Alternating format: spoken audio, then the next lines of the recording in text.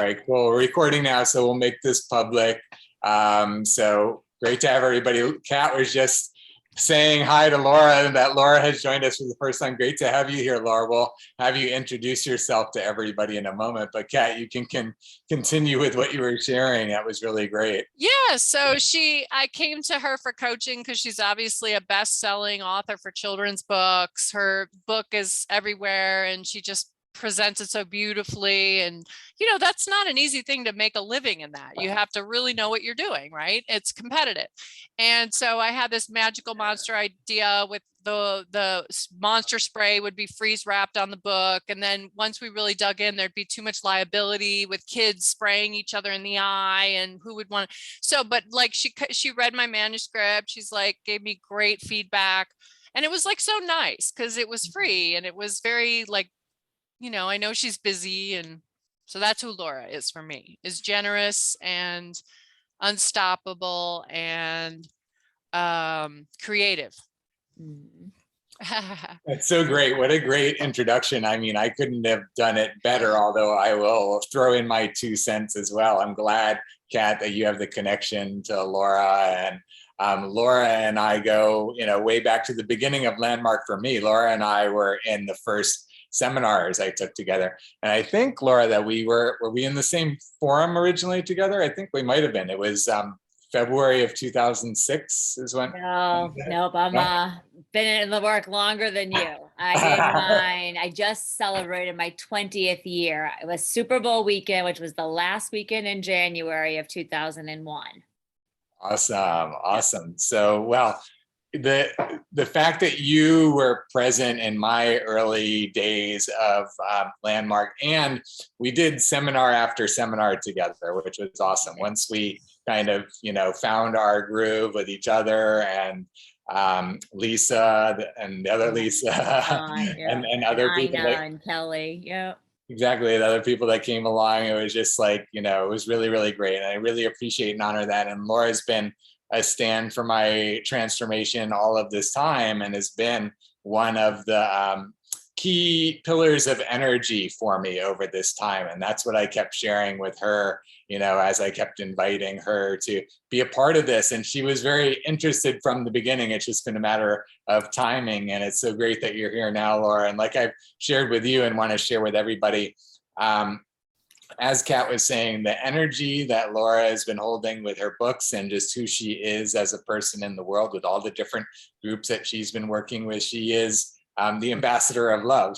And it's great that she is here holding that energy and holding that space and setting that vibration for all of us and for Uniting for Action. Like, these are the people that we're attracting in order to create that, in order to embody it and put it out into the world in even a bigger way. So thank you so much for being here, Laura. So great to have you and so excited to have you joining us. Awesome. Great to be here. Finally. Yeah, nice to see you, Kat, too, and some familiar faces and some new faces. And so I'm excited to be here. Yeah, and you're pissing me off because you haven't aged a day. Oh, please. You have your glasses on, sister. So I can't do that. Thanks. And Laura, please take a couple minutes to share with us, what you're up to in the world. I mean, give us the 3-minute version of all that we should know, in 3 minutes that we can, about what you've done, what you're up to now, what your focus and your attention is now. All That'd right. be awesome. So, out of what I created, I did come to see that I'm an ambassador of love. So yes, I'm a New York Times bestselling children's author, but I really consider myself an ambassador of love first. So it's like who I am, and it's who I have been from a young age. I had this idea that one day I was going to travel the world, meet my brothers and sisters, and share the message of love. And I didn't know that that would happen through a children's picture book. And it's such a beautiful and awesome way for that conversation to get out there, for the conversation of love. So, it was inside of my Landmark days that I created the possibility of generating the conversation of love around the world. And now my first book, I Love You More, which is the one that you all are familiar with, has sold almost 1 million copies in 7 languages around the world. China, Israel, Korea, Italy. So, and somebody told me Denmark the other day. She said, your book is very popular in Denmark. Sometimes we don't get to know. I have two other books that have come out since then, which are You Are a Gift to the World and The World is a Gift to You. And my newest book that was published is I'll Hug You More. And it's also done in that flip format. So I'll hug you more, I love you more. And what I'm working on now, there's a few things. One is this book has been out of print for a little bit. And my publisher is finally, we've worked out a way for me to get it back. And that way is going to be that they're actually going to allow me to do large printings of all three of these books for like just over cost for them, which is awesome. And I'm in the process of raising about $17,000 to do that, which seems kind of small compared to some of the other things that I'm doing. I've got a new book that I'm working on. I should have brought the other cover. For many years, it was going to be No Matter What, I Love You, or actually I Love You No Matter What. Then we changed it to No Matter What, I Love You. And then in the process of doing it, we changed it to No Matter What, You Are Loved. And I love it so much and really feel like it was supposed to get here. And we're using real pictures of children from around the world. And the illustrator is originally from South Africa, and he's donating all of his proceeds to an orphanage over in South Africa. We were originally doing the pictures in this black and white style with the color backgrounds. And then I don't know if any of you know Gustavo and Lena. These are their three boys from our landmark, from more of our landmark family. But then the illustrator did some of the pictures in color, and we were like, oh no, they have to be in color. So it's a work in progress. I thought I was going to self-publish that one, and now it's been suggested that I reach out to a couple of publishers. So I'm in the process of that. If I'm going to self-publish it, it's like another $30,000 that I want to raise to be able to do that properly. I might have a publisher contact. Okay. So I will let you, I mean, I'll just briefly say for the video, his name is Colin Egglesfield. He's a Landmark graduate and he's a movie star. He was in a movie with Kate Hudson called Something Borrowed, and he's on personally coaching me for 6 weeks. And he's been starting like a little publishing company, because when his book got published, part of what he's mentoring people is everybody has a story. And he had this woman he was working with, and she's like, no, I'm a fiction writer. She's like, no, you have a great story about being a single mom. I want to book you, but set you up with my person for publishing your book. You're telling your story. Now, I mean, I don't know if children's books would be something they'd be interested in, but I'm certainly going to draw the connection for you and see if there's anything there. Awesome. I appreciate that, Kat. And I think I might know his name, and if it's the same person that I'm thinking of. And, my ideal publisher for this, I want to speak it into existence, is, well, I think, right? Because we don't know, maybe it's not, is Penguin. Oh yeah. I'm with Source Books. They're a top 10 publisher, but they passed on this book. And then I decided not to try to bring it someplace else, which is what you can do as an author. Mm-hmm. So I decided I was going to self-publish it for several reasons. But now somebody that used to work for Penguin and she's a big PR person. She does the PR for Judy Blume, and Jeff Kinney, Diary of a Wimpy Kid. And she was like, I think you should talk to, somebody at Penguin. Nice. So, do all the avenues. Let's see what sticks. It doesn't hurt to have some smaller options too, because that's how my publisher started out. So they were more invested in the book being a success, and the illustrator is a big success. And so am I with I Love You More. So, it might be a win-win for us. So I'm open to looking at options. Some of my other projects are working on like a memoir type story. And I think it's going to be, you are a star, keep shining, like how I went from broken to bright, and you can too. And I want to do that book for young people, because I go into schools and do presentations. And then I also want to write my memoir type story for adults, but something like a little bit more like a You Are a Badass, like things that you can. More the teen level way of saying it. Yeah. Like there's a message you got going. You started with kids, but it might be, it might translate into these other, languages. I want to start speaking to those older groups too, from, middle schools and high schools, but then even also like women's conferences and things like that, because I do have a message for all of those ages. And I love being with the young ones and planting those seeds of, we're all brothers and sisters. And because of that, we love one another, and you have your own genius inside of you. And there's lessons like that, and others that I know that are really valuable for the other age groups too. So I do want to bring that on. And then I just want to mention too that I have a nonprofit that I started with a few people here in Broward County called Wise Mind Project. And it's a mindfulness-based project geared to middle schools and helping that world of reimagining middle school, but it really can be applied anywhere. So we've piloted it, and it's gotten picked up by Broward County to do like a test with them. Nice. But that's another thing that I'm working on. Wow, So. fantastic. Awesome. Awesome. Thank you for everything that you're doing, Laura, all the energy that you're always holding and how it manifests it into the world. It's so awesome. So I'm excited to have us continue to hear how the journey unfolds for you. Yeah. What are you imagining your timing in terms of deciding upon self-publishing or Penguin or one of these other options? My goal is to have an answer for myself by the end of this month. Just wow. have some conversations. They're clear conversations, and then either a yes or a no from the publishers. And if it's a no, then it's, like fully embracing that we're going full speed ahead with the self-publishing. Awesome. That's so great. Okay, cool. So we will know soon. That's really great. And actually, if I could ask you to type up a couple paragraphs, Laura, and I'll do the intro directly into Colin's inbox, because I know his assistant, and now we're getting familiar with each other because I just hooked him up with Jocelyn Herman-Saccio in New York, who's a casting director. And he's looking for, like, I'm sick of getting these romantic comedies. I don't just want to be on the Hallmark Channel, Awesome. And so I think there's a Landmark Forum string running through a lot of these connections that are being made. And people like to do business with people they trust, speak the same language. There could be, so. Yes. Awesome. And on that note, though, I want to share before I don't remember to, there is another community, and they're like experiencing a breakdown. So we're going to actually have a meeting on Wednesday, and it's called Landmark Grads. And it's not a division of Landmark. It is it's two gentlemen, I think, from the Chicago area that started it. And the idea is to have a network of Landmark grads, because wouldn't you like to work with a graphic designer who, has been in the work?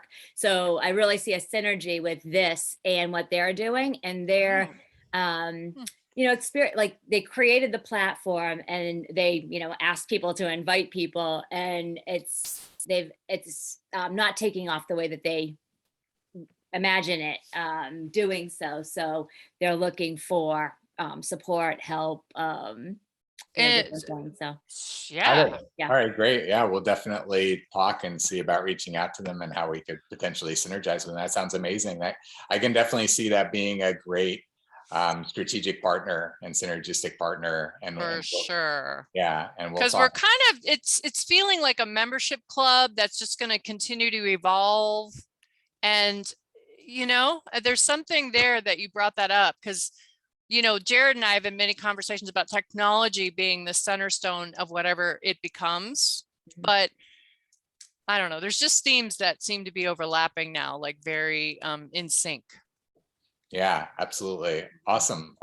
So we're going to dive right into like a full agenda that we have for today. We've got a lot we want to cover, and I want to jump right into that. But before we do, I want to remind, new for Laura, a reminder for the rest of you, please use your view to switch your view to gallery view so we can all see each other like we're all together in a room. So thank you for doing that. And then also, I want to see who is iPhone here so we know who is with us there. Oh, that's you, Kat? No, that's not me. Who's that? It's Burge. Oh, hey, Burge. Burge. Great to have you, Burge. Glad that you're here. Thank you for joining us. Yeah, I would be on my computer, but I need the ID for the Zoom, and I need all that information. I can't click it from my phone to find out how to get on it that way, but that's okay. I'm here.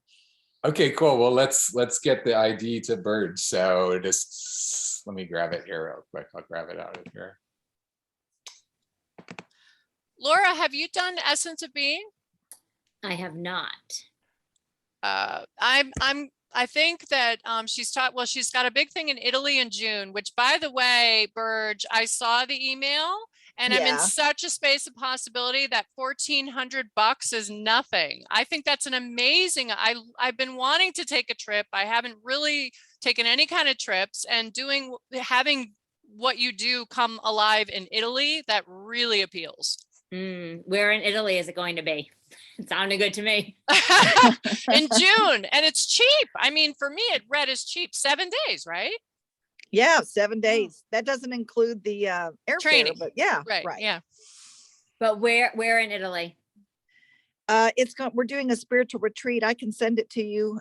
It is in Abruzzo. It's right on the it's hard to explain where it is, but it's on the coast, and it's also one of my graduates. She owns this, many acreage of land, and she has villages there, and a whole villa and village. And so we're going to all of these spiritual places, and we're going to be doing some pretty intense connections there, I guess, if you will. But I'm not doing Essence of Being there. I'm doing more of my esoteric stuff, because we're going to be visiting sacred sites and that kind of thing. Is going to be really cool. Wow. But I can send you, actually, if you go to essenceofbeing.com and just look at the schedule of events and click on the Italy one, and it'll tell you everything about it. Okay. Awesome. Sounds great. That's amazing. But Essence of Being, guys. So we're going to bring it, we're doing it in Texas, but we're going to bring it back to Florida with your help. In September. Yes. Yay. Yes. Yeah, Okay. I'm ramping up toward all that, because I've been doing these breakthroughs with money, and I can share that with the group at some point. Jared kind of heard a little bit about it, and I'm telling everybody about it now. But I mean, I've been closing deals and things are just coming. So money's not going to be in the way, because I always love self-development. If money's not in the way, or time, then I'm in. That's who I am, and so I'm having breakthroughs in that. And then if I really love your stuff, I didn't shut up about Landmark. I probably brought 50 people to Landmark. Sure, Jared and Laura did the same. So Amazing. That's amazing. Okay, cool. Awesome. Cool. So thank you. Thank you for being here, Burge. I sent you the information, Burge, if you are able to get on the computer. Okay. And then let me start sharing our agenda and dive right in. So what we're going to be focusing on today, as I mentioned in the text on Friday, is we're going to be brainstorming about the value of being on the Leadership Council. Want to make sure that everybody is really clear about the benefits of being here and what everybody can get out of the experience, because we want everybody to get maximum value in order to have this whole system be operating at full speed. In order to have us maximizing the opportunity as a synergistic group, we all have to be getting maximum value out of this experience. And there's lots of ways to do that. And hey, Angie, how are you? Great to have you here. Thanks for joining us. Yeah. So what I'm going to do in terms of sharing the value is, first of all, Rico has some ideas that he wants to share. And I want to thank Rico for taking the time to reach out about it a couple of weeks ago and say, what's the way that we can really, maximize the opportunity around the Leadership Council and the Leadership Council meetings. So Rico spent quite a bit of time yesterday, actually, going into a lot of detail with me about what his thoughts were around it, which was really awesome. So Rico, I first just want to thank you and acknowledge you for taking the time and the thought, and really going into it deep yesterday. And then we're going to share some of the video that we created yesterday, and then Rico's also going to share a little bit more to create a little more context. Is that the way you want to do it, Rico? If we're going to, let's say, give you 10 to 15 minutes, you want to show the 6-minute video, or do you want to recreate it, or how do you want to use the time? Hi, everyone. Well, I'll introduce the video, and then we can watch it, and then we can talk about it a little bit. Okay, cool. Someone's mic Wait, hold on. I'm sorry, Rico. Hold on 1 second. Burge, we have to have you shut your phone off because we're getting I'm an echo. trying. Okay, I'm got trying. it. Okay, great. Thank you.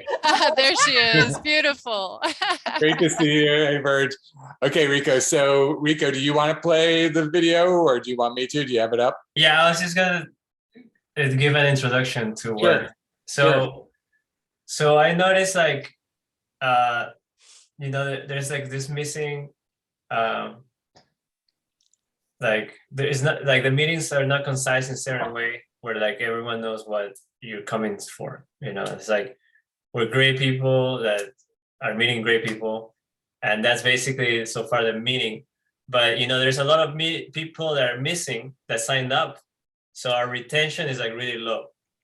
I'm not saying like this is wrong, but our retention is showing that people are not coming back and they're not participating, right? So then I talked to Jared and about what the purpose of this meeting was, and tried to really figure out the essence of the leadership council that we're all in.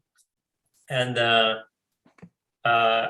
I jumped into this like flow state about things. So that doesn't mean that the things I said are the right thing. They're just like what I came up with, right? So there's like a creative flow happened last night. And then the most important aspect of where my train of thought came from is that why did we join the leadership council? And it's for two reasons, I think. One is because we like Jared. Yeah, that's the common denominator. Okay, we like Jared, but we like his idea, and we like his initiative, which he told us about. He told everyone about United for Action and like the overall idea of that, right? So we all agree, we have consensus on that. Yes. And then the other thing is that it's called Leadership Council for a reason. Like we identify ourselves as leaders in some way or another. Not saying like we're arrogant, we're just at least acknowledging that it takes leaders to achieve whatever we do, or at least we believe that leadership is important to us. That's the very essence, right? That's so I don't want to jump to conclusions, but I'm trying to bring it back to like the most grounded element, right? So that's the introduction. So that was my train of thought. So now we're just gonna watch a video where I kind of explain like what this meetings could look like, right? And however, I already realized that the first part of my suggestion is like it might not work because we have new people coming in, like Laura, and have introductions, and that's great because it's really important for that to happen. So if we figure that like in between of that, or if we switch it or whatever, the whole point that I was trying to achieve is also that it's fun and like something that you're trying to like make it to, so that we have better retention. All right. And before you jump in, Rico, let me just say one thing, since you're mentioning retention and bringing up people not here, I feel like I have to put something in order for it not to just step over it. So there are a couple of people that you've seen in the meetings that have decided, or things have come up in their world that things are now is not the right time for them. So Jack Miller is one. I just heard from Todd Pleater today. I'm going to look at the member list here real quick so I can be exact with you guys. Dylan also. So those three people that you guys have seen here that are, have been leadership council members have chosen at the moment that now is not the right time. And so, Michael was just on a deadline this week. I forgot to communicate that I was to communicate to you, and I forgot. He's on a Apple technician splurge that he's got to get done by like Wednesday. So yeah, I really appreciate that. And just going down the list, Diane is in, although she's not here now. Aaron, I believe I have to actually follow up with Aaron, but he hasn't told me that he wants out or anything like that. Kevin Walton let me know that he couldn't make it today and he's hoping he can join us next time. And Paloma is planning to join us late today. So it's true that we don't have, 100% participation at all of our meetings, but I don't want us to feel like people are signing up as leadership council members and then not following through and not being leadership council members. And also when I created the expectation with all of you and we talked about the meetings, we talked about the fact that the meetings were meant to be as valuable as possible for leadership council members, but not required to be on the meetings, and that if people wanted to watch the meetings on YouTube, that would be sufficient. So that's where, we've been in terms of having people at the meeting. So for sure, we would like to make this meeting valuable enough that everyone wants to be on it. But I just want to give a little bit more context and not just assume that everyone we're not seeing here is not in the leadership council meeting and not members anymore or not in the meeting. So just to give you guys some more context about all of that. Right. So any questions or comments about any of that before we move into Rico? Yeah, I apologize that it made it seem like, like the retention could be like negative some hundreds, but no, like I just think like as far as meetings goes, like there has to be like a focused goal, and then I don't think we had that. And that's all I'm saying. Like, I think that's a primary reason why people wouldn't come. I think that's a point well taken. And that's where that's why we're going to get into a brainstorm about it, because you have some specific ideas, Rico, I have some specific ideas, and everybody has some specific ideas. So we want to hear everybody's ideas tonight. And we're starting with Rico's because Rico's been taking the lead on suggesting that we should address this. And that's why we are addressing it. So I appreciate, Rico, you again, bringing this up and leading this conversation. And to me, it is an absolutely critical conversation, is how do we keep people enrolled? I've been noticing over and over again that enrollment only lasts for so long. It's like you've got people enrolled and they're all excited and all whatever.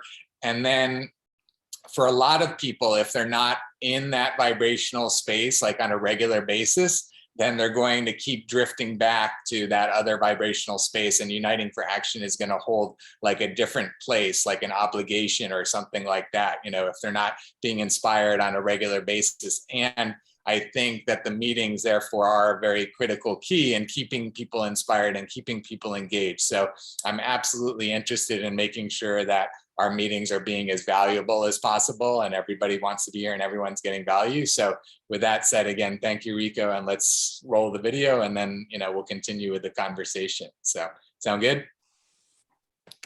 Okay, perfect. So let me pull it up here. Hold on one second.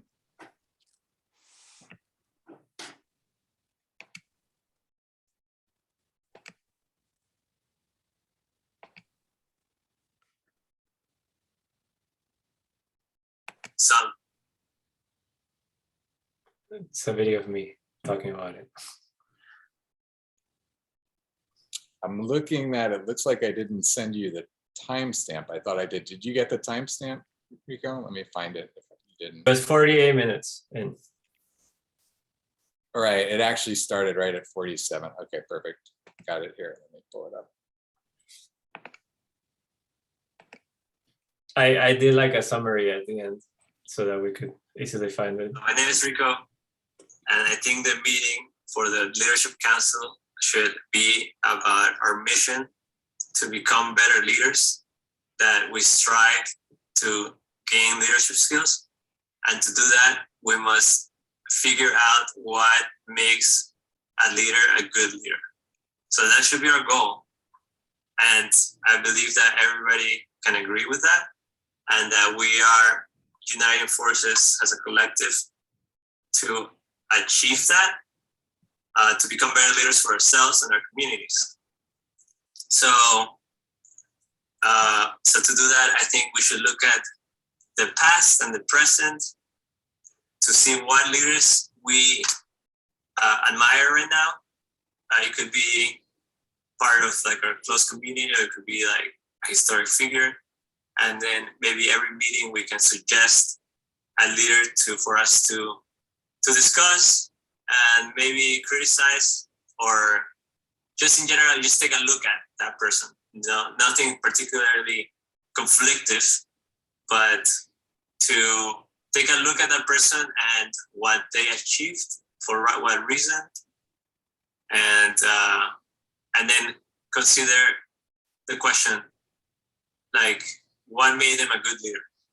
Okay, so that would be the first part, and then it might be like 15 minutes, and then the next part would be a leadership related question, and we could also submit the leaders that we're going to talk about, and we could submit the leadership questions. So then the leadership question would be something like talk about a current situation in the world that's important, and then discuss what kind of leadership skill do we need to solve this. And that's like a pretty good question, because it's like, it doesn't specifically say what solution, but what kind of skill should does it demand? And that could be, possibly achievable. So then we have some people answer, we say like, person A, what do you think? What kind of leadership skill is needed to solve this situation? Some people will say, we need someone that gathers people, or another person would say, no, we need someone that communicates better. Things like that. Or maybe it's like someone that frees up access to information. Those are all different answers to the same question, and they're all viable and valid. Okay, and then finally, the third part is where we get more personal, and then after we finish our worksheet that United for Action will provide, everyone that wants to be part of this last part has like a person that is asking for advice has to fill this worksheet, that through the worksheet, it's designed to give us a viewpoint and a perspective to see what's missing in our business or goal that we're trying to achieve. And it lets us identify our quote unquote problem, right? And then when we come into the meeting, we say, after identifying, after looking into my idea of business, I identified this problem, and I want to achieve this. What do you guys advise? What advice do you guys leaders have for me?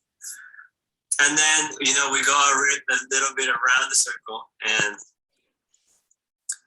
we have this not unspoken, but it's a rule that you only suggest advice if you really believe that it's pivotal, that is going to create a difference into their goal. And then you also have had to have experience, or at least knowledge on this specific topic.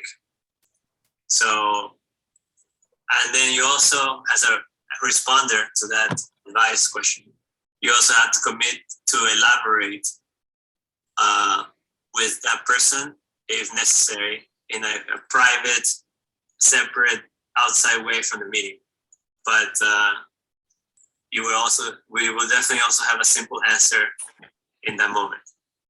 And that's it. So basically, we'll pair up if we need to at the end. And the next meeting, we all submit our desired leaders, and we choose them in some kind of arbitrary way. And we also submit our leadership question that we are going to discuss. And then the last part is that we fill out our problem overview, or identity problem overview, if we want to propose some advice. Yeah, I like that. All right, so that's my recipe for a leadership council meeting? Okay, so just to clear some points of that, I try to be as specific as possible so that you wouldn't have questions about specifics. That's why I said a lot of things. But the whole point is that I was basing it on other organizations that meet for fun, and they kind of have a program basically where like you run the program every time and you just plug in the things, and that's kind of what my goal here was. And Jared mentioned right now. what's up? Jared Jared mentioned that these meetings that we're having are actually meant to be shared with the public so that we actually, through our collective discussions, we answer questions that they may have about leadership or solutions or the new whatever world we're trying to create, right? We're supposed to kind of like have some kind of high level discussions that are like a public forum for people to expand their consciousness. So that's why I was thinking, leadership is the main sauce that we are interested in. So that is where I was coming from. It doesn't have to be exactly how I described it, but I think interviewing each other about leadership, I think that can actually be very beneficial, because I really do want to learn about all you guys' experience and how you got to where you're at, because you're all very successful and we all have like our own thing. And then like finding that just like how we got there is like really valuable content that other people will want to listen to, right? So that's what I was thinking. And then there's a networking aspect. So yeah, any questions about that? What I'm hearing is you're looking for an enrolling formula for the meeting such that it will be so inspiring for people, whatever we end up finding is, which centers around leadership, which makes sense. And then that becomes the special sauce that we have that draws people in. How many, because we should cap it out, like how many people, like I'm on a Saturday call with 12 people and I have been for 7 years, and we have a formula and it's 1 hour. And so we have a formula we go through, we read Mastering Inventing Oneself, and then we have a topic and whatever. And it's so, I like a lot of what you said. And I think the only point I'm trying to make is that from whatever you said, I see it evolving where the desire is to create something that we have this baseline of enrollment right now. And what's missing, the presence of which would make a difference, is a formula for enrollment that's different than other things people might do with an hour and a half. Is that what I'm hearing? I think that's really great. That's what I'm hearing as well. And what I shared with Rico yesterday is that, he mentioned us putting a formula out there or sharing with the world. I see it as us, marching towards best practices, right? And again, like we've talked about, we're a leadership council of one data point right now. So it's a little challenging for us to individually try to come up with best practices. However, when we have many leadership councils within the system, then everyone can learn from each other. And so like Rico is saying, there's the opportunity for each of us to learn individually from each other now. And I think that Rico's bringing up a lot of good points and a lot of good practices that could potentially make a difference for us and could be what people are here to experience. And I'm open to trying things, and that's essentially where I want to go with this. I want to share a little bit more now of what I want to catch everybody up with and what my thoughts are around the value of the council and the value of our time and all of that, and then come back to more of the full brainstorming with everybody, incorporating both what Rico has said and what I'm going to share. So does that sound good to everybody? Okay, cool. Anything else that anybody would like to say about what Rico shared, or anything else, Rico, that you'd like to share? I would like But, to just, if there's any way to summarize, my phone cut out and I lost internet for a minute, so I didn't get the whole thing. Maybe if there could be a brief summary or overview. Can you give like a 30-second summary, Rico? basically, it will be a kind of meeting where we have discussions between ourselves on a focused topic. And then because of those discussions are about leadership, we all learn a little bit about leadership, more about leadership. And then we can share that to the public and they can just watch it and learn about leadership, and then kind of like get involved with our projects, maybe build their own chapter, something like that. I think those are interesting. And the way that, did you want to say something, Burge? Yeah. Just to reiterate about the Conscious Leadership Academy, that I have, 9 A lot of weeks and 9 knowledge in this lessons area. of content that people can play with and explore, and what is a conscious leader? What does that mean?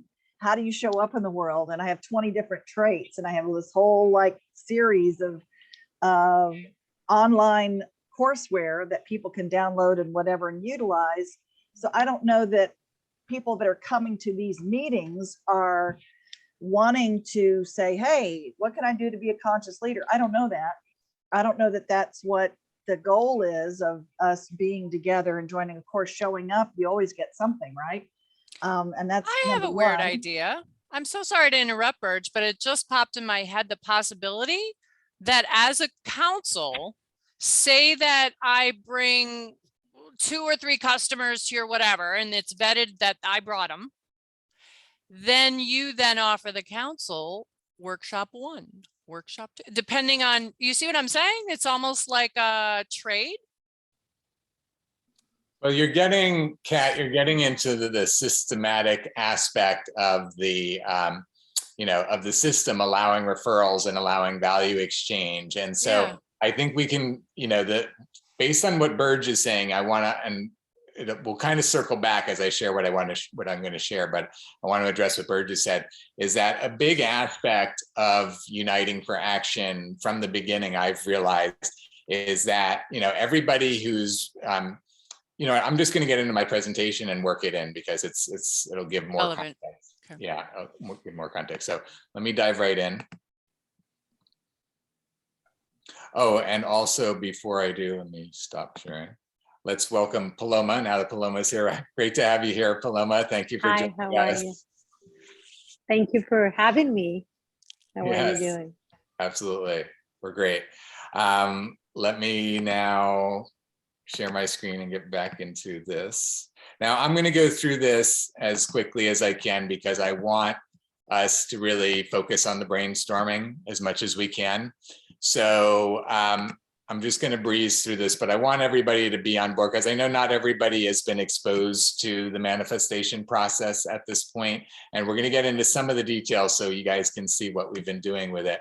But on the surface, Uniting for Action, we're bringing together people who want to cooperate to create results. So that's, I don't know if that's our final mission, but it's pretty close because that's exactly what we're doing. We're bringing people together to cooperate that want to create results. And then we're helping people create win-win results much more effectively and efficiently by providing these different things: processes, tools, resources, and support. And so getting back to what Burge was just saying, one of the things that, we all know, and a lot of people, realize at certain levels, is that the results that we're creating in the world are directly dependent upon, the performance level that we're operating at as a human, right? And there's so many different things that impinge on our performance, right? I've been so present to so many impinging things on my performance lately. And so, gratefully we have, people like Burge and people like Paloma and people like Angie and people that are showing up to be able to directly support people in operating at a higher level of performance in their life, right? And so that is such a huge aspect of Uniting for Action, is creating this whole directory and this whole consciousness that we have this whole army of support to help you operate at your highest level in your world, right? And so Burge and I are going to have a conversation sometime soon to really go deep into ways that we can frame all of what Burge is sharing within the Uniting for Action platform, so that Burge and all of her teachings can be really featured, so that, like, you're saying, Burge, that people don't have to try to reinvent the wheel when you've got so much of it, right here, right? And that's going to be what we're going to keep doing over and over again, is we put out the intention that we're looking for this. So we're looking for best practices of how to run our meeting, right? And we're declaring that into the world. And now some of us know people that have been, that consider themselves the experts in running meetings, right? And all that sort of stuff. And we'll start to have those people that see this and say, oh, I'd like to come and support them in running their meeting. People have what they can offer, right? And so what it is, and this is the whole concept of what we're doing with the manifestation process, right, is defining what we need, defining what we need, defining what we need, getting it encapsulated in a shareable format like a video clip, so that then that can, be transmitted through our networks with as much speed as it's inspiring and it's incentivized. And that's what we're going to talk about a little bit as well, because that's some kind of new language for me around, how we are getting the things that we want done accomplished. It's based on the combinations of how inspiring our message is and how incentivized what we're providing is to gather, people's commitments. So does that make sense to everybody? Is everybody really clear about what I just shared before I dive in more? Clear. Okay, cool. So again, we'll keep going as quickly as we can through this. So here's the manifestation process in a nutshell. I know a lot of you guys have seen this. I just want to remind you, the manifestation provides a step-by-step guide to go from saying what you want to getting what you want. So that's the really important, process to keep in mind and to think about. Is it looks like this, when we look at it graphically. This is our graphic for it. You say what you want with your vision intention, go through an analysis process to identify the stakeholders and resources that you need in order to fulfill your vision. You have an offer, an incentive that you offer to the stakeholders in order to secure their participation. And you have an offer, incentive that you offer to the vision holders to secure their participation to support you in getting your stakeholders or being your analyst or whatever they might be. You have the agreements, and then in the end, you end up with a win-win exchange where you get what you want. So it's really this process of saying what you want and getting what you want and going through all the steps that you need to in order to get from here to there. And we're breaking it down even further now. What I've started to do with some of you, I'm going to show, is we're mapping the visions and intentions on a mind map now, as I found that that's being really helpful in the process. I'm going to share a couple in a minute. With the mind map and with the plans, you can share your visions with your friends, your families, and other analysts. As we've talked about, the analysts help you get very specific about the stakeholders and resources that you need to attract, organize, and work with to achieve your visions. So again, when we talk about now, let's take a look at some of the mind maps. So here's Angie's page. Angie and I have been working a lot to dive in on a bunch of different things that she has, projects that she's working on. So here's the Abundancia project mapped out now, into the components, the concepts, the prospective locations. So this all came out of, one of our conversations. And then within Abundancia, she has the sacred temple, and then the sacred temple itself has all of these different elements that we've drawn out into this map. And that not only the sacred temple, but the co-working space.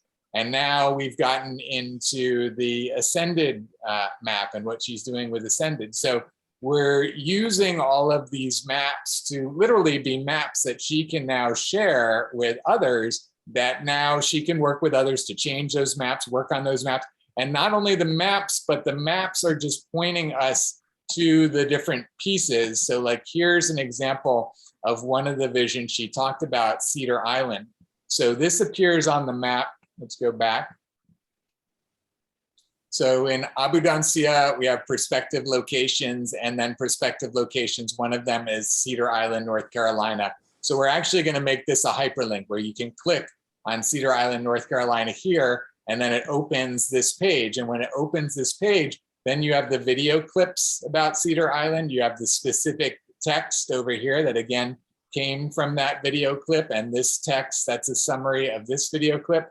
So we have a couple of 3-minute, 5-minute video clips along with the text. And now this vision has gone from something in Angie's head and something, a conversation that she had with one person, to now being in a shareable format that hundreds of people, thousands of people, millions of people can see, right? And you can see how just in going through this process, Angie is marching down the manifestation process, because the first thing she has now is this map of her visions, right? And all of the specific stakeholders that she needs to fill in and all of the different pieces on the map, right? So who of us in the world has a map of all of our visions and all of the stakeholders that we need to fulfill those visions, right? So that's the first distinction that we're creating, with Uniting for Action, is now we have this system. And not only, and when I say Uniting for Action, this is just in the manifestation process. Burge, it looks like you have something you want to ask. Yeah, did you put that together for her? Yeah. So are you saying that is what you are doing for all of us? No, not, thank you for clarifying that. That's really great. So let me really, and it's perfect that you're saying that, because as you're saying, the cost for doing that is too high when I'm personally doing it in order to, do that for all the leadership council members for the investment and that sort of thing. So that's where we actually have to have some kind of, additional exchange of value. So there's, like we've talked about in the past, talents, time, relationship capital, like what are you bringing to the table with any stakeholder in order to create exchange with them. So what I am offering to all the leadership council members at this point, the ones that are on here right now, not necessarily the ones that are signing up in the future, but what I am willing to offer each leadership council member here is a 1-hour session where we go through and essentially gather all the information that we need to create the mind map and to have this solid video. And then the other things, hey, Michael, good to see you. And then the other thing that we have, just to show you guys what it looks like, because it is totally crazy in terms of time, energy right now, Burge, as you're kind of alluding to. This is the breakdown of, this isn't actually the one. This is not, let me see if I can find the one really quickly.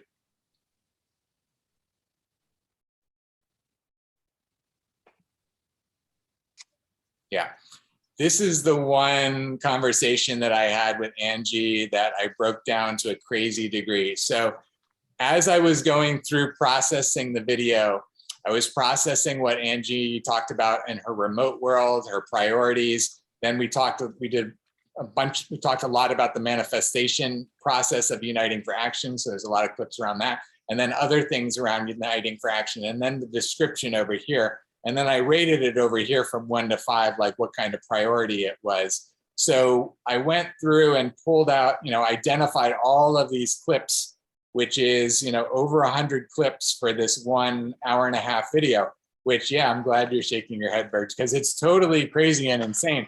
So what we're doing is we're systematizing this whole process, because the amount of value that, someone like you, Burge, with the extent of your visions and that sort of thing, really anybody here, the amount of value that gets created out of this process for a lot of people is worth the cost of it. Even though we don't know what the cost is yet, what I'm doing is I'm creating the systems that then we will soon start to have interns that are working some of those systems internally to reduce our costs. And we're also going to be setting up a free marketplace, basically.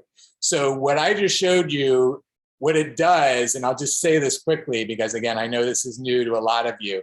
The system, as I'm developing it, is going to provide all of these tags. So Burge, as you and I are having a conversation, you're talking about this, and then you're talking about this, and you're talking about this, and you're talking about, and there's all these different tags. And so the one person that's going to process your video is going to go through and put tags on all of those different clips and then pull them out. And then what's going to end up happening is you're going to start to have these channels of information that are the collections of the clips that have been pulled out and tagged.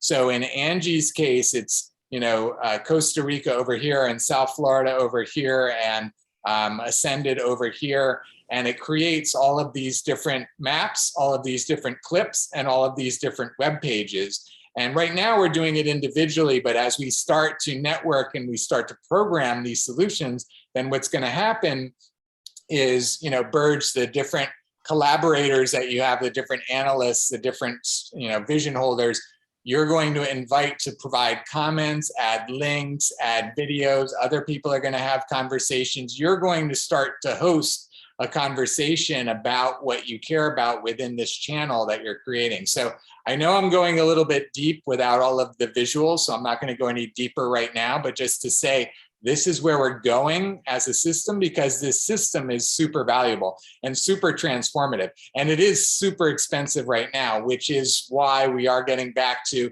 we need to find like how we balance this. So in the short term, it's where I need to start to work with business clients where this makes a huge impact. So they're paying the thousands of dollars or tens of thousands of dollars in order to have me be able to work on that right now as I refine the systems, but also to start bringing in students and start bringing in others to train them up and have that marketplace satisfying this. So essentially, video processors is about to become one of the most popular job positions in the United States, in the world, and people don't know it yet. But we're going to show people how valuable this is to actually go from, what it allows someone like you to do, Burge, is you can have meetings all day long and just speak, you know, everything into existence in your conversations with people, and then have this whole back office support system that's turning all of your spoken language into all of this organized information that can then be shared with, you know, the people that are mirrors of the people that you're having the conversations with,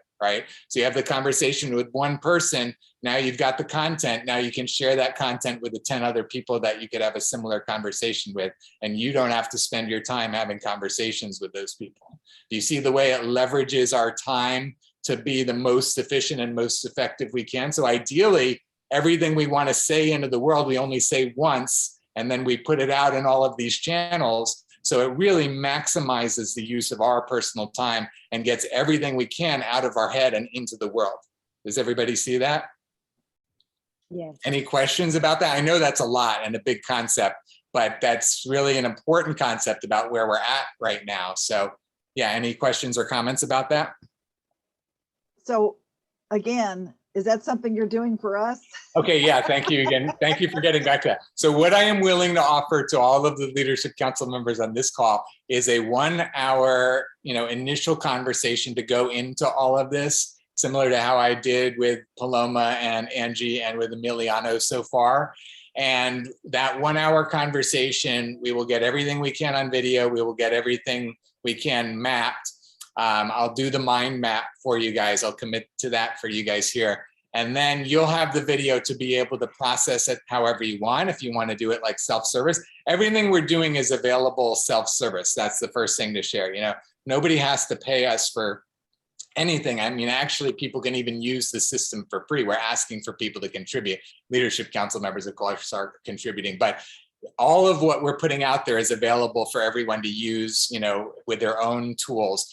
And we're also providing the systems and the marketplace for people to be able to pay somebody to do this for them. So somebody could process their own video, or they could pay somebody to process the video. Somebody can, you know, do edits of the video. They could pay somebody to do edits. They could, you know, that's the way that we're going. So in terms of what I'm offering to all the Leadership Council members, it's the first hour of video, getting the video down and giving you the mind map. And then from there, you're in self-service mode, unless you want to, you know, have more full service. And then we can have a conversation about, you know, whether that's going to be me, an intern, whether we're going to hire somebody for that sort of thing. So that's where we're going. And that's where we're creating this marketplace to be able to serve this, again, speaking into existence, which is an important part of the manifestation process, because you need to get certain aspects of what you want in your vision out on video in order to attract the stakeholders, in order to use the vision, in order to be able to use the whole manifestation process. I'll be in charge of the TikTok Uniting for Action channel, because the TikTok is becoming, it's pushing Facebook to the side. They lost $300 billion in market capital in the last month. People are ready to quickly scroll videos and see what videos somebody has on their channel in little 3-minute snippets, time stamped, and it's just a cool way they organize it, and people's time spans are getting less and less, and they just want to flip. And so what we're doing perfectly, there's just something there with TikTok, because you're saying the power of video. It's kind of like the world has gone from books and podcasts and speaking to now video. Everybody loves video, but it's very like, okay, you got a YouTube channel, like all the stuff Burge was talking about. I have my YouTube, I have all my social media because I have to. But like, if we like create almost like a new system and people just push through the system and all the success, word of mouth, etc. That's exactly right. And that's exactly what we're doing, is we're taking best practices from wherever it is, from TikTok, from Yelp, from Amazon. Like, all best practices about everything are incorporated into, the concept of what we're doing, as we'll keep talking about. And we are going to integrate, with everything as well. So like Kat is saying, we'll have our own channel and help support you guys with you guys setting up your own channels and all that sort of thing. All of the best practices will all be there. And whatever we can learn from TikTok and from others about ways to keep people on our platform and to keep consuming content on our platform and all of that, we'll keep doing as well. So it's really great what you're saying. And so it fits with your algorithmic thinking, because I know sometimes you get grossly misunderstood because you're up here looking from Save Planet Earth, and then you're trying to like break down, how do we get there? And all you know right now is that there's a way to do it. That's your stand that has enrolled these people, I believe. Yeah. And I think something that Michael heard, or I heard, we're like somewhere in there, we heard your sense of possibility was so grand. Here we are. And then, you've been bumping up against us like, well, wait a minute, what is this? Is this a social media? What is this? And you see that we can systematize the solutions. Yeah. Exactly. And it's great. I'm glad that you're able to reflect it that way, Kat. Thank you for doing that. What I want to do now, because I do want to have us all brainstorming and sharing all of our ideas. So let me breeze through the rest of this as quickly as I can so we can have everybody share what they want to share. But I want you guys, again, to get a sense, as you're seeing now, of how we're bringing these visions that all, again, were just, thoughts out there into these really specific structures. Actually, I want to see, as I'm mentioning it, Angie or Paloma, or looks like Emiliano dropped. Angie or Paloma, do either of you want to say anything really quickly about the process that we've been going through with the meetings, and how it's supported you, or just anything you want to say about it? Yeah, for sure. I think it brings organization into the mind, and it's very complex. Can't hear you. You're cutting out, hon. Oh yeah, I don't think my internet is very good right now. I'm traveling. No, we can hear you now. Now you can hear. I can hear you now. Oh, okay. My internet's in and out, but I was saying that it's brought a lot of organization to all of these complex visions and projects, and I see it like a project management tool and communication management as well. So I see it very effectively used for any organization, really, to support those needs. Yeah. Thank you for saying that, Angie. I really, really appreciate it. Paloma, anything that you would like to share as well? I'm sorry, about what? I just got into it. That's okay. About going through the manifestation process, the sessions that we've had, and the support it provides to you. So full of great ideas, full of motivation, I would say. And, just trying to make them happen. That's the part that, like I get stuck on it. Yeah, I totally understand that and appreciate that. And thank you for sharing that. So let me go back in because I want to cover again more of these pieces. So, here's the manifestation process. Specify the incentives that you have to offer to the stakeholders to work with you. And this is so important. So I want everyone to really get this, because what I've been, seeing with a lot of, just already looking at going through the manifestation process is that if you can't be clear about the incentives that you're offering to the different stakeholders that you want to do certain things in your vision, then you don't really have a plan yet. You have to have a plan that actually secures the participation of those stakeholders, right? So you have to figure out what incentives combined with inspiration, right? Because sometimes inspiration is enough. And sometimes, money or incentives is enough. But it's a combination of the incentives and the inspiration to secure the support of those that you're seeking in order to achieve the vision that you're looking for. So it's the incentives also that you're providing to the vision holders, the ones that can help you, bring in the stakeholders as well. So with the Leadership Council, what we're doing is we're using these tools to bring a really grounded reality to what you say you want. And that's, again, going from what you say you want to getting what you want. So we're putting power in your voice by backing you up with what you need to make it happen. So we're helping you identify the analysts that you need to find in order to get your plan solid, helping you identify the stakeholders that you need to bring in, whether it's a video editor or whether it's an e-commerce builder or whatever it is, and then what incentives you're going to offer those stakeholders, and then the vision holders and what incentives you're going to offer the vision holders. And these are the main things that you have to get sorted out, so much so that you're creating results, right? That you're securing the participation and support of stakeholders, and you're securing the participation and support of vision holders. And if you're not, which is, part of our conversation today, if we're not sustaining, sustained participation, then what way do we need to frame the incentives, or what do we have to do to provide something more inspiring or repeatedly inspiring, or whatever it is? So we're in that conversation as an organization as well, right? Like, what do we provide to stakeholders to have them be engaged? And this is the conversation that each one of you have to be in for yourself, or again, whatever your vision is you have to be providing these things. And if you're not providing enough inspiration and you're not providing enough incentive, then you're not going to have these entities participating. And if you're not having these entities participating, then just based on your plan, you're going to have to change your plan. You're going to have to change the way that your plans are in order to make sure that you're getting the support of the stakeholders and vision holders you need if you are committed to, having that vision happen. Does everybody get that? Does everybody get like the real tangibility of what's required in order to execute those visions? Yeah, Kat? Yeah, I kind of was thinking we need to craft best practices for adding value to each other so we can receive what actually ends up being a very good value, so that we're honoring our word. And it's kind of what I keep thinking is you're like an engineer and I'm like a marketer. Burge is a marketer, Michael more an engineer, kind of both actually. Laura, a marketer, but we're blending.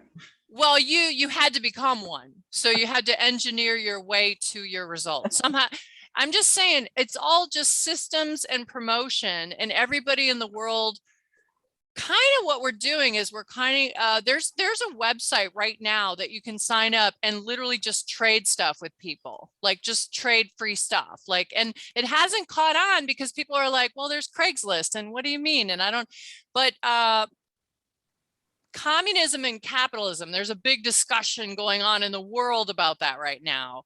And we kind of, this could be such a big conversation. We're at the intersection of looking at how do we transform our economic systems. I don't know. I'm getting a little lofty there. I hear what you're saying, and I appreciate where you're going. Sharing versus self. We are actually all one, and we just don't realize it. And so you keep coming from the group is the thing, and then if we all help each other get what we want as a stand in the world, the value would be there. But we just need to like organize the best practices for that. Yeah, that's exactly right. And I want to get back to what we were saying before, because I think it's important. So the Leadership Council, in my mind, I've been trying to figure out, the fractal version of the Leadership Council. So the way that I see it is that each one of you can, if you choose, assemble a vision council around each vision that you have. Right. So your vision council is essentially made up of your vision holders. Right. So they're the people that share that vision that you've shared enough that they're willing to support your vision in some way, that they're willing to help you find different stakeholders, or they're willing to do some work, or they're willing to whatever it is. They support your vision enough to be present and do something. And so those are your vision holders. And if any of you choose to organize your vision holders sufficiently to have a whole council of them and have meetings with them, that this can be a model for that, right, in that fractal version. And like we've talked about, then this can be, a data point in other people's usage. So in a sense, you all are getting trained up on how to be a part of a vision council, so to speak. And then from this training, you can choose to hold your own vision council about your own vision. And in the vision council that you'll hold will be made up of the people in your life, your vision holders. And then you'll essentially be paying it forward to them, because once they've gotten trained up on being a vision holder and your vision council, then they can use the system to have their own vision and have their own vision council. So this is, again, where it can go on and on infinitely, where each one of us are both being vision declarers, visionaries. We're sharing these visions, and then we're attracting vision holders into our vision, and we're also simultaneously being vision holders for others. And that's actually one of the big kind of hidden values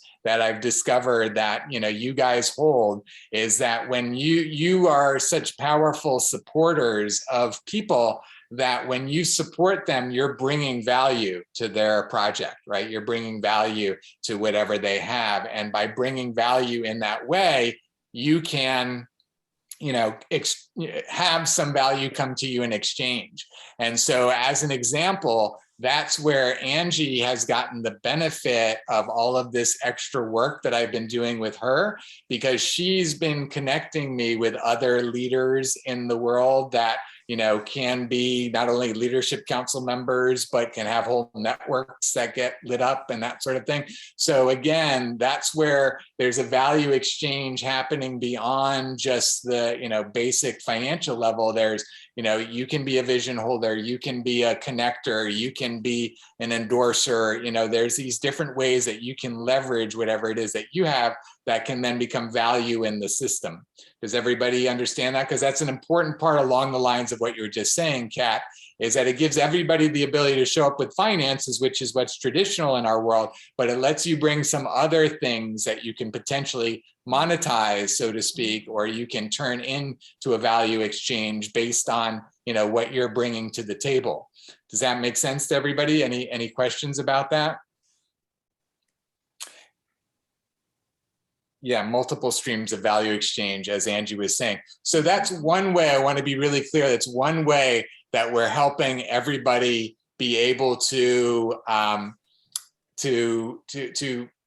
increase the value of what they have to exchange beyond just the money that they have to exchange. So that's an important aspect. And then another aspect is that we're opening up this whole referring people in order to earn commissions. And by the way, Angie and I went really deep into this. So I'm going to share a link with you guys later so that you can hear that conversation that Angie and I went into about the, about the different commissions and the different commission structure that we're setting up on multiple levels, so that there's a financial incentive as well. Mm-hmm. So let me go ahead and jump back in so we can wrap up and then, continue with a little brainstorming here. But you guys are, getting the whole part of this. So we're helping members create results by providing a system for manifesting results, the manifestation process. We're providing a network of people collaborating to create results. So we've got vision holders, stakeholders, developing this whole network, allowing you to open up your network and have, your network supporting you here, providing the coaching and personal development tools, the people, resources to maximize performance, just like we were talking about. Burge, Paloma, Angie showing up to support people, providing a stage to be seen and heard, both on the Leadership Council and the channels as we start to develop the channels. So these are all the different ways that we're creating value for members. And these are the different breakthroughs that, again, are unique to Uniting for Action right now. And reasons for us to embrace all of this and share all of this is that we're systematizing results, right? So again, where else can we go in the world to find some place that we're systematizing results?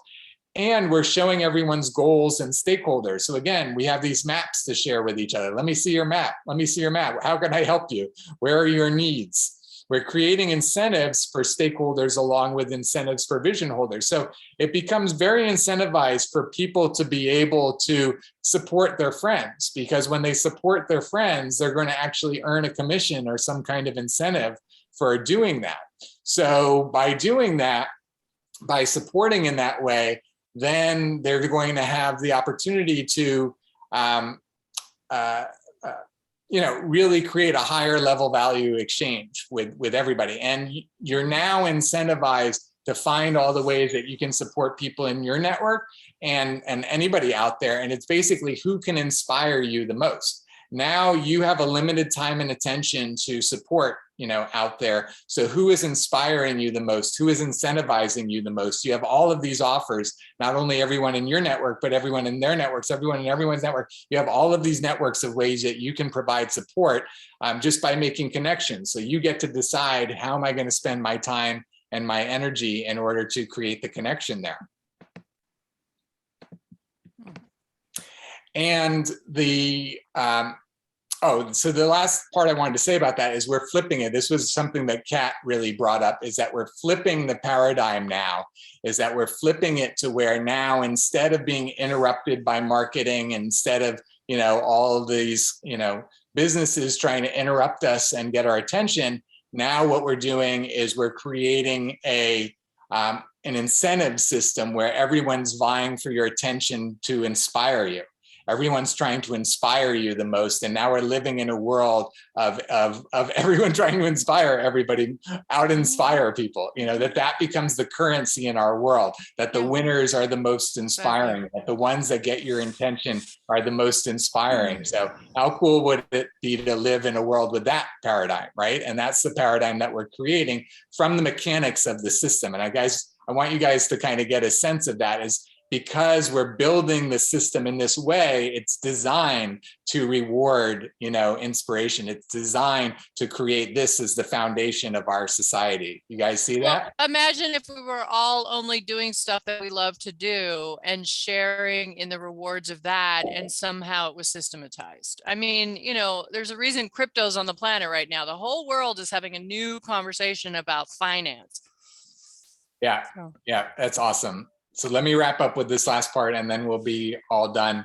And also, I just want to say, Paloma, while I'm seeing it, do you mind not working with your necklace anymore? Because it's distracting me and I don't know if it's— Oh my God, I'm so sorry. I'm stuck with this. Guys, it's very funny. I wore this pearl and I'm stuck with it because there's a knot. So I'm like, okay, I'm going to do it. And I'm so sorry. It's okay. It's just very distracting for me, and I don't know if it is for other people. So I want to make sure that we're all paying attention. And I'm so sorry. I apologize. And another question. So I don't get to see everyone. And I'm on my phone. Does anyone know what I need to press to get to see all of your faces? Yeah, in the upper right, you should have a view button just like we do on our PC. And then you want to go to gallery. Gallery, okay, more. Okay, great. Meeting setting, okay. Thank you. I realized I wasn't. I was only looking at half of you, so, okay. Thank you for sharing that. Okay, cool. So let me finish this and then we will get into our brainstorm. So that, as I just described, that's so revolutionary, this incentive-driven world. and having an offer and agreement system with the referral tracking built in. So again, this is just not normal for us. And as Angie, shared last time, it's like, that would be great to have that system happening in the background all of the time. And so I talked about the alternative forms of value that analysts, vision holders, and stakeholders are bringing to the table. And then also, again, having substantial revenue from referring people together as a standard, as a norm, which, potentially can free people of, the need to work at jobs that aren't necessarily inspiring them or being their highest calling. So in the end, there's all of these reasons. And what we're doing is we're co-creating, all of this together. All of what we're describing is all in language right now, right? And you guys are saying, I agree, I want that to be in the world. I want to support this, business in, working at the highest levels so that all of these different things can get created in the world. So that, requires all the different aspects of the business, operating together, the operations and the recruitment and the, programming and all the different pieces. And I've been, obviously doing the bulk of everything, but we're at the point now where, I've focused on this manifestation process the last few weeks, as you guys know, sufficiently to see the value happening for the users of the system to be able to now say, this is what we can use as our lead product, especially with businesses where it's going to quickly have thousands, tens of thousands of dollars in impact. So it's very justifiable for a business to invest a few $1,000s in this process in order to create the results that they're creating, especially within this network. So that's the model where we're going for. And again, to do it through numbers and through volume, which is where we're headed to. We've only been having leadership council members up to this point, but as soon as we have the resources to do the programming, then we can just invite anybody to come in the system in an automated way. Somebody can sign up, they can be giving $100 a month or $50 a month or $25 a month or whatever the value is for them that they're getting out of the system, but we can start to have this exchange with everyone. So that's where we're going with all of this. So having said that, again, the last thing and the important thing is that in order for us to succeed as an organization, it's absolutely, I don't want to say necessary, but almost necessary. It's very critical for all of you to be champions for the Uniting for Action system by using this opportunity to embody your highest realized version of yourself as we all support each other. And what we want to do, as Rico is sharing, I think what the unique value proposition here for Uniting for Action to you and to Leadership Council members in particular is, for all of the reasons that I just said, for all of the things that are coming together uniquely that don't exist out there, that you guys want to live in that world, that you guys are saying, I want to live in that world, I want to create that world, I'm willing to participate in creating that world. And you've already done it in the commitment of your finances, you've already done it in the commitment of your time, here now. And now we're starting to get to the point where we need to take that next step, which is in the commitment of your relationship capital.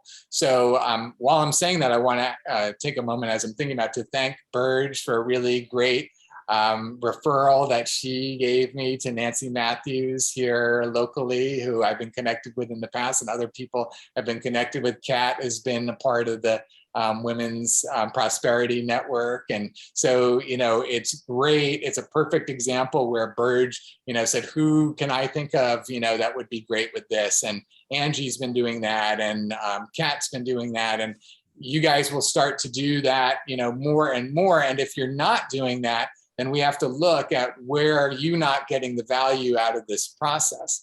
And another thing that I've noticed along the way, and you guys are, for the most, well, I'm not going to exclude you. Everybody has, wherever we're stopped, right? Currently, wherever our current limits are, right? And that's where we talked about, again, Burge and other people having all of these tools to help us go to higher limits. And so what there is for us to look at is if we have these tools in our hands to use the manifestation process, to be able to outline, your world, to be able to share your world with different people, to be able to align others in bringing you what it is that you want. if you're not fully embracing that, then either there's tweaks we need to do to the system to make it more usable for you, or you have to take a look at what is stopping me, right? What is stopping me from using these tools? And that's where we want to create kind of this wealth of resources like Burge and Paloma and Angie and other people that are helping people with all of that. So that's a big part of all of this as well, is to be able to have the whole, bring our best to all of this. So having shared all of that, I see that we're very, very close to our normal stop time. If anybody has to leave, we totally understand. And, please go ahead and leave at 9:30 if you have to. And we'll continue at least for a little while with the brainstorming, because I know some of you want to brainstorm and I appreciate that. And we'll see what we can come up with here. So Kat, you wanted to say something? Yeah, I have a request, and so let me just kind of clear my head. So our Saturday call has a simple Google document that has tabs with the contact information, the vision. I can give you a sample, Jared, actually, and I can take it on myself to do that for this group. Thank you. Because, like, for example, now what I'm kind of picking up, and maybe this will make sense on many levels.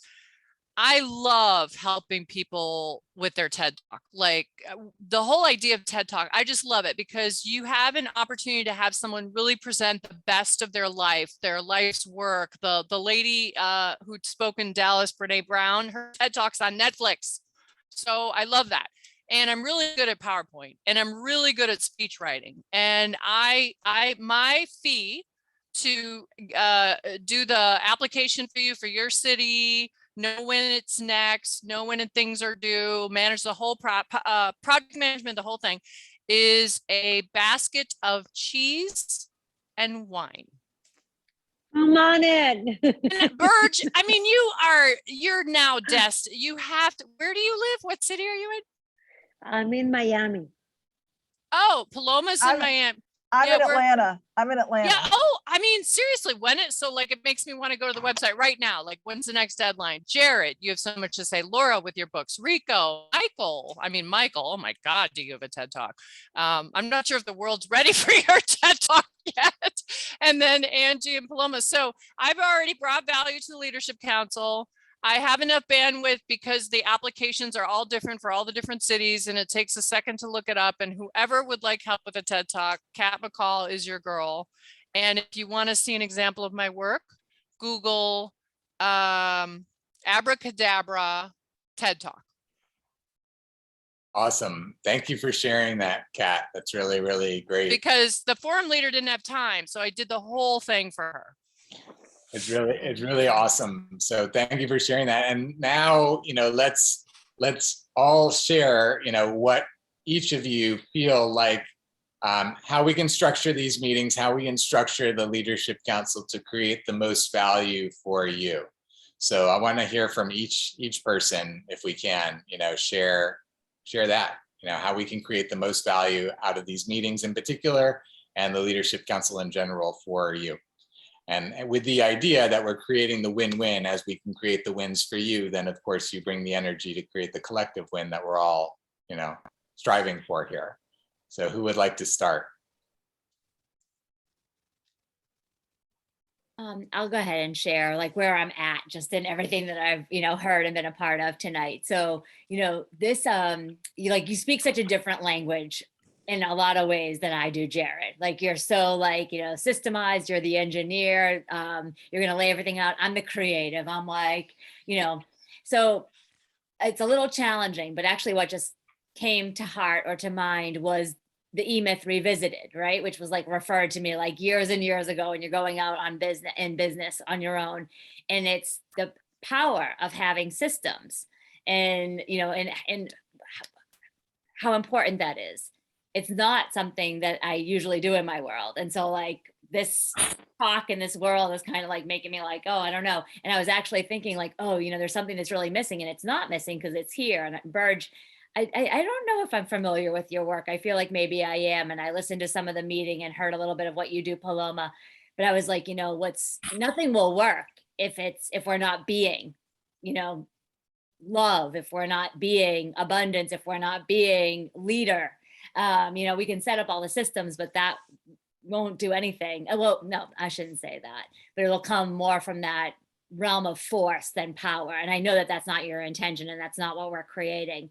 But, you know, I'm like, oh, these programs that I've been in, from Landmark to the Rubicon that I just did, and now I'm in a Creating the Impossible program, and everything does, like, you know, standing in the, you know, standing in what it is that you want, and then, you know, creating backwards. And I'm,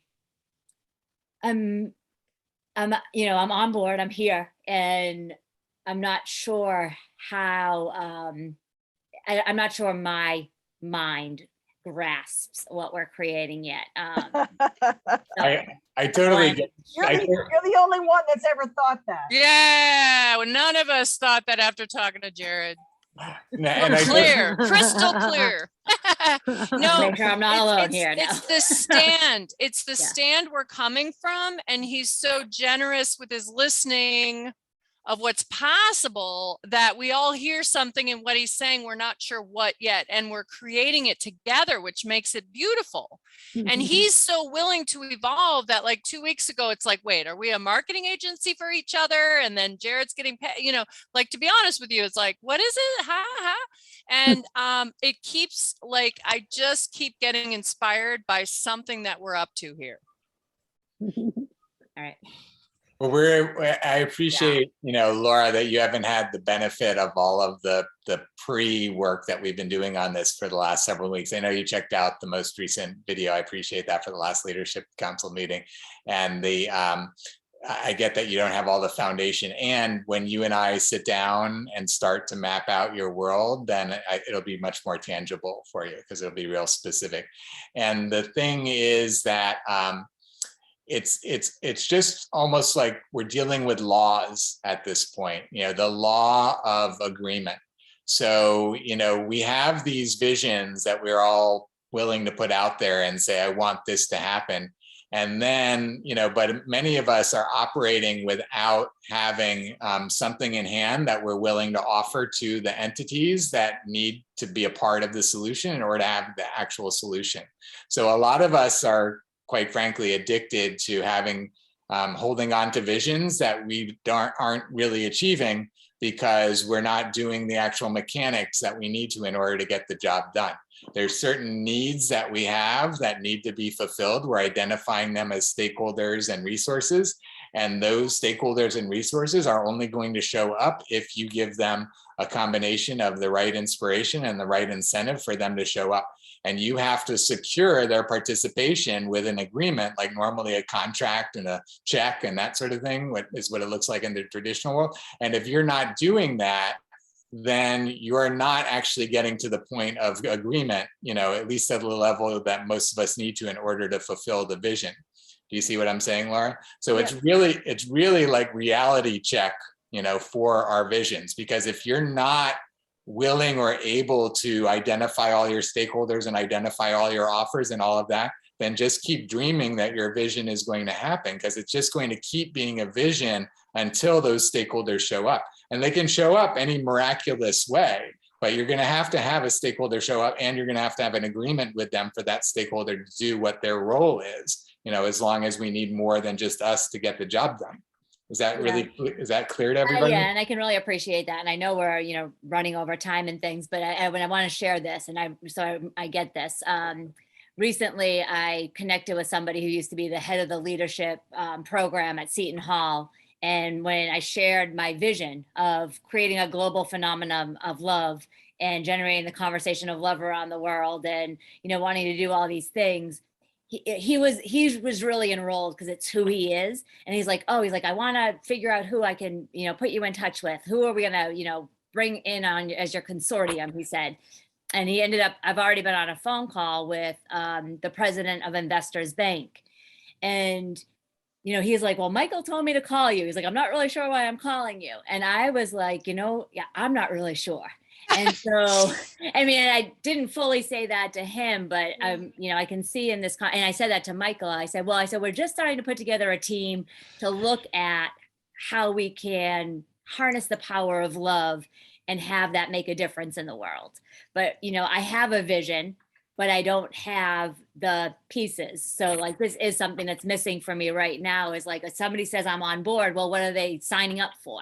So, you know, now I can see the value. I mean, not that I didn't see the value, but it's not where I've really dwelled. So, yeah.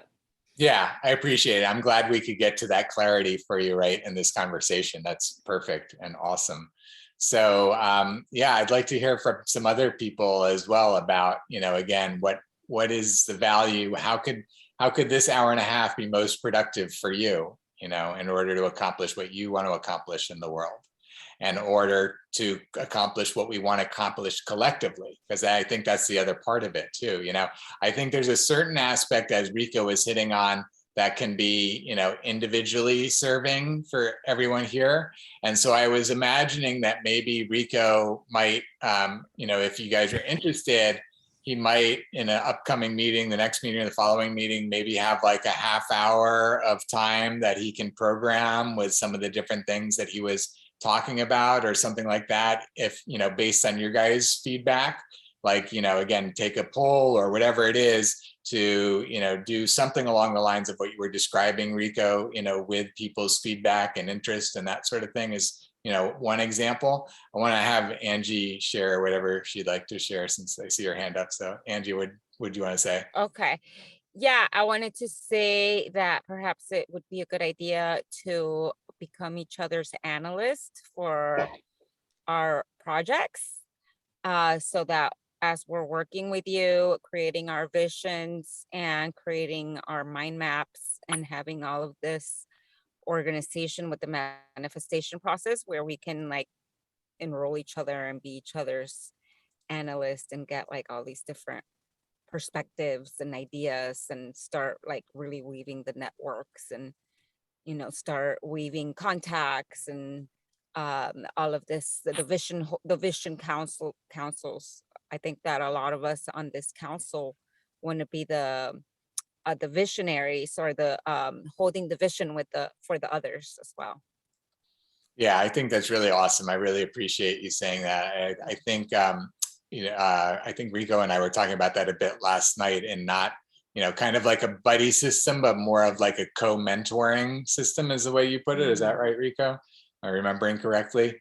That, you know, I think that there's a lot of value in that, in pairing up and providing support for each other. I like that idea a lot. And also potentially rotating it so different people can work with different people and get to know each other and that sort of thing. What do you guys think about that? I see you holding your head, Burge. Definitely. I I think love it's a great idea. I mean, Definitely. yeah, I also think, yeah, we could go straight to kind of like something collaborative and then have like a hot seat setting, and then just kind of like discuss something that's part of our manifestation process, and then yeah, get some analysis, and then, you know, move on to the next person that's on the hot seat. That could be typical, you know? Yeah, I like that. And I like the way that you identified it, Rico, and what you're saying is that, like, as people are going through the manifestation process, that they are identifying specific things that they'd like to, you know, bring up to the group. So maybe like each of you has like 5 minutes or something like that to share like something, someplace that you're stuck, or you'd like some analyst type of feedback during the meeting from, you know, open to the group. Does that sound like something that you guys would benefit from and like? I have something to say about that. I think that certainly mentoring each other and doing hot seats and focused connection for support is great. It's not scalable though. That's the thing that I want to just keep a mindset of. If there's 1,000 of us here, and if our goal is to create a community to support what we're doing, and if it's a membership, or if it's whatever this is, you know, whatever we're calling it, and whatever it turns into, as far as leadership council, is there going to be just a few of us there, or, you know? So I just want to keep in mind that whatever we do now is fine, but I just want to also presence us to the fact that if we're wanting to scale it, that may or may not, unless we do rooms and that kind of thing, which is fine too, you know, or we can go in and siphon off people to be in certain rooms if we're still using Zoom and that kind of thing, where we can support each other in that way. And I think that is valuable. I have a lot of masterminds, I call them mistress minds. I do a lot of that kind of work, and it's powerful, I think, for support. And maybe that will bring people to coming to these meetings if that's what our end goal is to expand. Yeah, I think that's an important point. You're bringing up like the two sides of it, right? Is the opportunity to create value for each one of you in this meeting, and the flip side, the opportunity for each one of you to create value for the Uniting for Action collective. And I think we need to kind of balance both. So I think that's important. And I think that, Burge, that you can probably offer some other suggestions. I first want to see, Angie, do you have your hand up again, or is that from last time still? No, that's from last time. Oh, okay. Yeah, I don't know how to take it down. Oh, you don't know how to take it down? I think it's a lower hand. There we okay, go. there you go. Okay. So Burge, do you want to maybe share a couple ideas that you have for things that can get inserted into the meetings based on your experience about, you know, ways that we can create value as, you know, both individually and as a collective? Yes, and there's a context that we need to hold for this. You know, again, have we defined exactly what our vision is of this and what we are wanting it to expand into? And people will come to it perhaps for different reasons, but I think anytime you can offer value to anyone, either from information or experience or heart to heart, or, you know, learning and developing and connecting, and even if it's just, like we said, supporting each other, and hey, this is what I do, you know, if it's more of that kind of a thing. So I have a lot of ideas, a lot of things that we do, you know, that we could do. I just, in an hour and a half, not sure exactly how that can expand again and be scalable unless we do rooms or something. So I have a ton of content.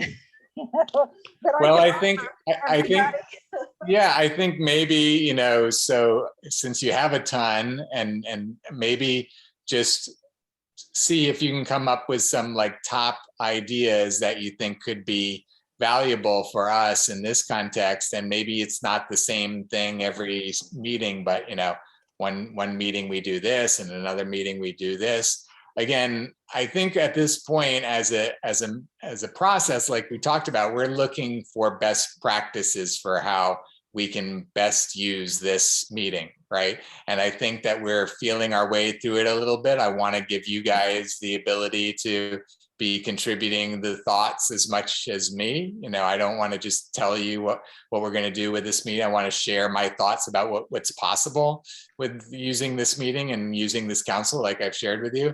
And I want it to be, you know, a co-creation and a model for how we co-create together, right? And so I think with what you were just saying, Burge, in terms of, do we have a vision?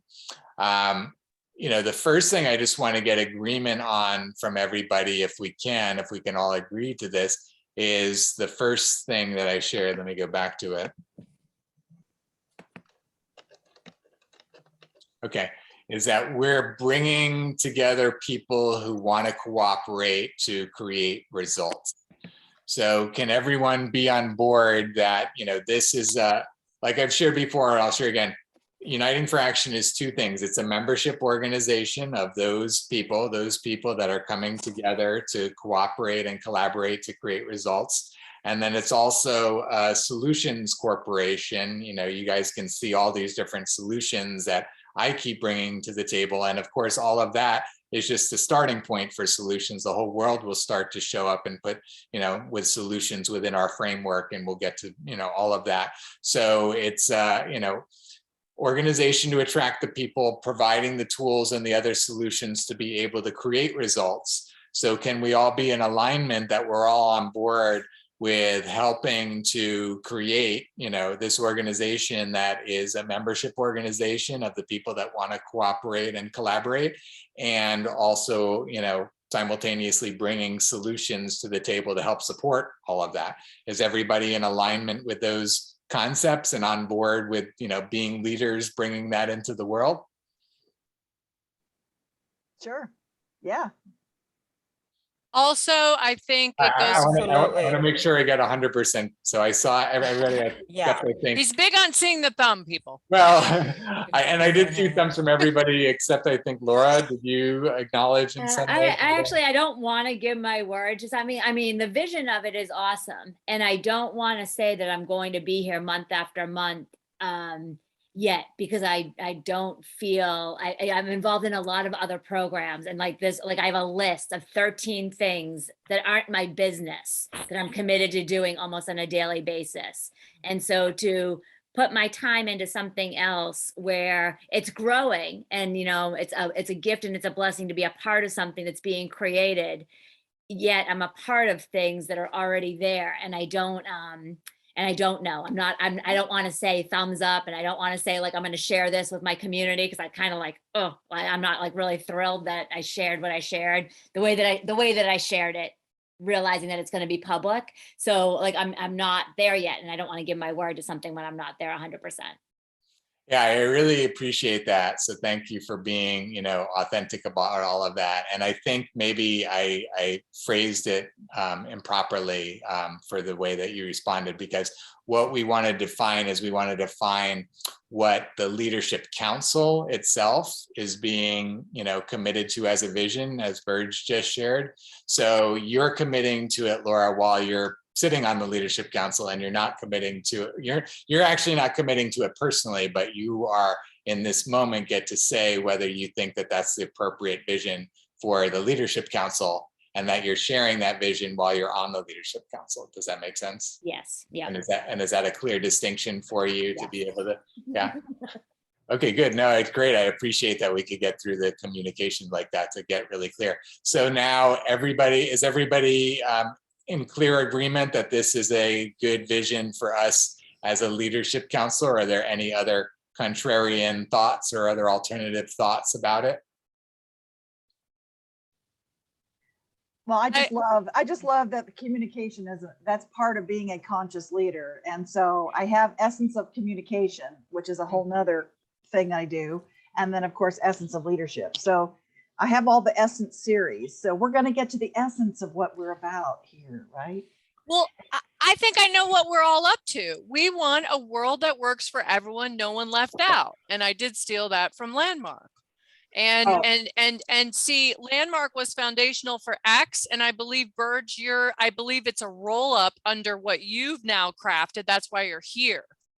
Because I just feel like the world, with everything going on, the truckers convoy, the vaccines, the mandates, the world is trying to have a discussion right now. And the cacophony is very loud that change is needed, that works for everyone. And like Jared said, when I first talked to him, I said, oh, it sounds like something for the 99%. And he goes, it's got to be 100. Otherwise, you're just doing the Occupy Wall Street thing. Like, what were they trying to say? Everybody had a bunch. So I'd like 5 minutes at the next meeting, because I've just had a lot of brilliant ideas that I want to keep secret until I present. And I believe that I'd like to impress this group. Please don't miss the next meeting. I think I have something. I can be a marketing genius from time to time, and I'm very inspired right now by who's on this call. Rico, the way that you communicate, Michael, you bring something to the table that's really unique. Angie, Laura, Burge, Jared. I think that, what do we have here? We have 7 people. Anyway, I have an idea. So it has to do with how to structure. Awesome. That's so great. I really, really appreciate it. I know we've run over quite a bit, and I want to respect everybody's time. I do want to allow anybody else that would like to share briefly before we wrap up. And I do want to start to wrap up here. I want to thank everybody for all of your contributions and for being in this conversation, because I honor and appreciate each one of you for your presence here, your presence in Uniting for Action, what you're bringing the wisdom, the dedication. You guys are very committed to us creating, you know, a better world. I really appreciate that. We're really making tremendous strides from my perspective. Really, I think we'll look back in time and marvel at how quickly we're running right now, even though sometimes it seems like we're stuck a little bit. But I think we're moving really quickly in our evolution as an organization, and it's super exciting. So anything else that anyone would like to share before we wrap up?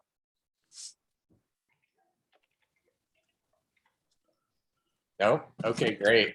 So I want to awesome. say thank you, Jared, for all of your dedication and for your vision and for bringing us together and for supporting all of us in our vision and helping with this majestic vision that you have of how to organize all of our communications so that it can be more streamlined, and so we don't have to keep repeating ourselves over and over, but we could have all these different channels to share and to really systemize our network communication. Yeah, I really appreciate that you see how awesome that is, Angie, and that you're being, you know, leading pioneer in all of that, and you know, you're getting to show the world how this can work. So thank you for all the time and energy that you're putting into that. Yeah, that we're getting to do. You know what this is like? you. It's like creating a McDonald's of magic manifestation, because McDonald's, what made them a global success, and God, I would not eat there. Everything's supposed to be bad for you, whatever. But they definitely became a chain. They reorganized the kitchen, the fast food kitchen. They just basically, if you watch the movie about the story of McDonald's, they changed the system, and when they systematized it, it became a global sensation. I like to share, and we'll end with this. I like to share that a lot of the concepts that I'm sharing, whether Uniting for Action brings them to the world or not, are inevitable, because a lot of the concepts that I'm sharing are simply an evolution of our society based on being at a higher level of intelligence, at a higher level of systemization and technology. So I've simply been assimilating all of this stuff a lot more than most people. I've been spending a lot more time in my world than most people, and had other, you know, gifts and blessings to allow me to tap into this information. So, but you can look and just think about the fact that, you know, being more systematized, not repeating things over and over again, learning from each other, like all of these things that, you know, the only thing that has stopped us has been old systems, basically, and us living in these old paradigms, thinking that we don't have a choice, thinking that like this is just the way the world is. So this is a real different concept that, like, no, we don't have to keep living in the world the way it's been. Like, we can actually create a whole new world, and this is what it looks like. And again, all of this is just the starting point. Yeah. And that's what I want to also make clear, is that yes, right now, like, it's all uniting for action, so to speak, but we're just paving the path. We're just being the first one down many paths, you know, uncharted territory. These will be highways in the future. These will be roads, you know, that many people are traveling on with much better ideas and much better solutions. But at least we're giving the world a really good starting point. Like, hey, at least we found a path. And if you can find a better one, great, you know, put it into the framework. But at least we're starting down the path of all of these different ideas now. And to be able to start down the path of all of these different ideas and start to have all of these different concepts manifesting in our society, we're going to start to have significant investment. We're going to start to have people showing up with tens of thousands, hundreds of thousands, millions of dollars, not too, you know, long from now, to say, this is amazing, and I want this, and I will give you $100,000 to, you know, have a staff start working on this, and I'll give you, you know, this to start doing this. We're going to be finding those people very, very shortly, and it's all based on, you know, how aligned we are as an organization to be able to hold that energy and secure that level of support. So again, I totally appreciate and honor all the work that we've done tonight and all the work that we're all doing to be able to really manifest this vision into like reality, like, you know, next to nothing. It's going to happen so fast. So Thank you so much. You guys are amazing. It's so awesome and super excited for everything. Yeah. Okay. Have a great night, everybody. Thank you. Bye. I Night. really Thank appreciate you. it. Love you guys. Yeah, guys. Ciao, Thanks for ciao, ciao, having me. ciao. Bye-bye.